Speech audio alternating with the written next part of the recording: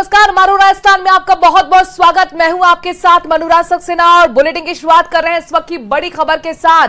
Colonel Kirori Bainsla की मूर्ति का अनावरण हुआ है। करौली के टोडा भीम में कार्यक्रम का आयोजन, मुख्यमंत्री भजनलाल शर्मा कार्यक्रम में खुद मौजूद हैं। सीएम ने मूर्ति का अनावरण किया है। उस वक्त की तस्वीरें आपको दिखा रहे हैं। लाइव तस्वीरें टोडा भीम करौली से आ रही हैं, जहां पर देखिए कर्नल किरोड़ी बैसला की मूर्ति का अनावरण करते हुए मुख्यमंत्री भजनलाल शर्मा को आप देख पा रहे हैं।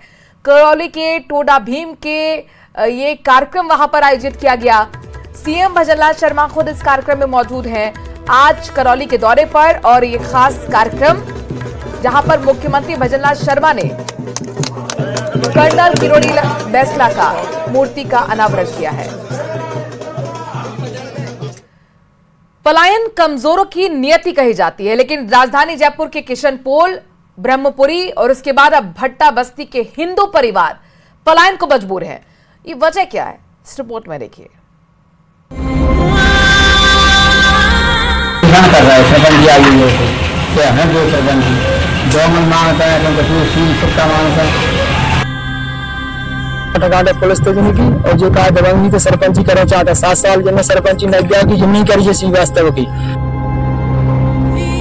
बात कर रहे हैं कि हमें आदमी परेशान कर मार-पीट करते। जयपुर के बाशिंदों की सरकार से गुहार। भट्टा बस्ती में गैर हिंदू ने जीना किया दुश्वार। बहन बेटियों का राह चलना हुआ दूभर। प्रशासन हमारी बिल्कुल नहीं सुन रही। हमने 3 बार एप्लीकेशन दे दी। अभी 2 दिन पहले इस मकान के अंदर पत्थरबाजी हुई है। 11 रात को 11 बजे आते हैं। पुलिस ने पकड़ा लो, कुछ नहीं पकड़ा। प्रशासन कुछ कर ही नहीं रही है। प्रशासन सुन ही नहीं रही है हमारी। हम कहाँ जाए बताओ, हम कहाँ जाए? अगर प्रशासन हमारी नहीं सुनेगी, हमारे 8 दिन का टाइम दिया है, हम धरना प्रदर्शन करेंगे। पुलिस से मदद की हर फरियाद गई बेकार। पुरखों की जमीन से पलायन को हुए मजबूर।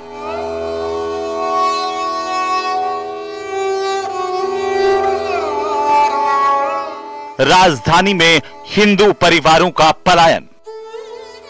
राजधानी जयपुर के भट्टा बस्ती इलाके में मकान बेचने को लेकर के एक मामला गरमाया। यहाँ पर आज सवेरे एक मकानों के बाहर एक पोस्टर लगे नजर आए, जिसमें अपील की गई कि सनातनियों से अपील की गई और पलायन को रोकने की अपील यहाँ पर की गई, जिसके बाद ये पूरा जो मामला था वो पुलिस तक पहुंचा।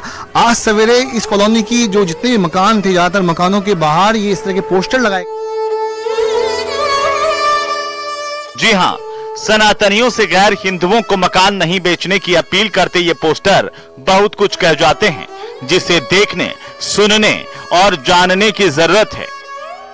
हमारी लड़कियां बाहर नहीं निकल सकती, हम लोग नहीं निकल सकते। पलायन की बात इसमें कही गई है। क्या है वजह पलायन की? प्लान ये है, लोग बाग मकान बेच बेच के जा रहे हैं, अब अन्य जाति को दे रहे हैं। हम सनातन को दो, हमारे कोई आपत्ति नहीं है, सनातन को दो, कोई दिक्कत नहीं। मकान के बाहर चस्पा ये पोस्टर बहुसंख्यक आबादी की बेबसी बयां करते हैं। आगे की कहानी उन मजलूमों की जुबानी जिनकी हर सांस पर खौफ भारी है, जिनकी बहन बेटी जब दहलीज लांघती है तो उनकी सांस तब तक हलक में ही अटकी रहती है जब तक उनकी लाडली सुरक्षित घर नहीं लौट आती। हमारी बच्चियां रात तो छोड़ो, दिन में भी नहीं निकल पा रही है। यहाँ पास में सरकारी स्कूल है, उस स्कूल में से बच्चों की छुट्टी होती है, गाड़ी लगा लेते हैं, बच्चों से छेड़छाड़ करते हैं। मकान को यही के ही है, बाहर के भी है, यहाँ के भी है। भाई बेचने वाले जो बाहर का कोई आ रहा है, मकान का पूछ रहा है, मकान का ज्यादा पैसे का लालच देके मकान बेच रहे हैं। लोग शिकायत करते हैं कि पुलिस उनकी एक नहीं सुनती, जिससे परेशान होकर उन्होंने अपने घरों के बाहर पलायन करने वाले पोस्टर लगाने शुरू कर दिए हैं। वैसे जैसे ही भट्टा बस्ती थाना पुलिस को पोस्टर की जानकारी मिली, मौके पर पुलिस पहुंची और पोस्टर को हटाया। लोकतांत्रिक देश में रह रहे हैं, या कानून की प्रक्रिया के तहत जो हमारे से कार्रवाई अनुसार बनती है वो हम करेंगे। क्या शिकायत दी है? प्रत्येक नागरिक को सुरक्षा देना हमारी ड्यूटी है। इसमें हम हमारी ड्यूटी को परफॉर्म अच्छे से करेंगे। इसमें किसी भी नागरिक को कोई असुरक्षा की भावना नहीं होगी।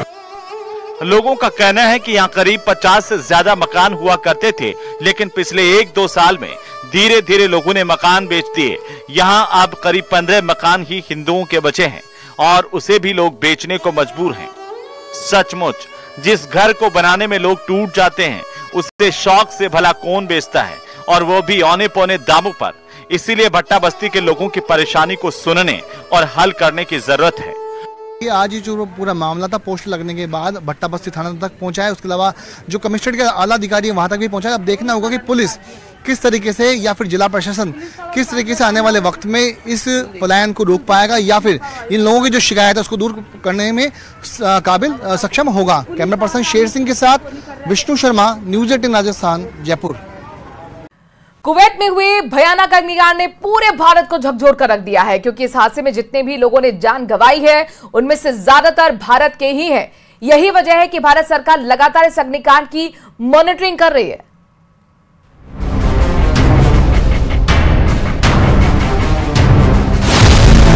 कुवैत में अग्निकांड की क्या कहानी है?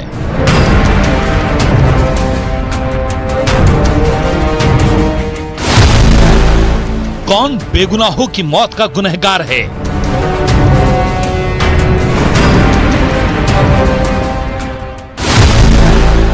कौन इस मातम का जिम्मेदार है?